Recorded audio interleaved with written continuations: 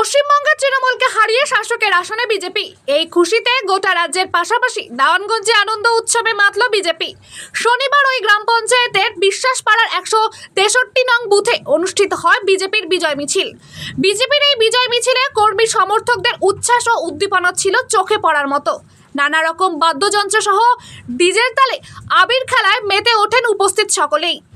BJP কর্মী অর্ক ঘোষ জানান, আজকের এই বিজয় মিছিলটি বিশ্বাসপাড়া ও বাগানবাড়ি এলাকা পরিক্রমা করে, এরপর বাজার হয়ে পুনরায় বিশ্বাসপাড়া স্কুলের সামনে গিয়ে এটি শেষ হয়। মিছিল শেষে উপস্থিত সকলের জন্য মাছ ভাত সহ বিশেষ খাওয়া দাওয়ারও ব্যবস্থা করা হয়।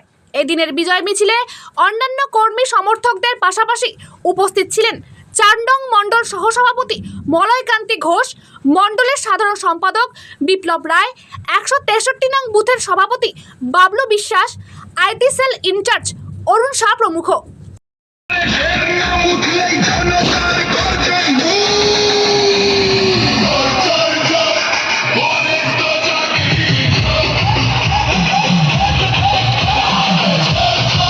দেওয়ানগঞ্জ 163 নম্বর বুথে বিজয় মিছিল অনুষ্ঠিত হলো।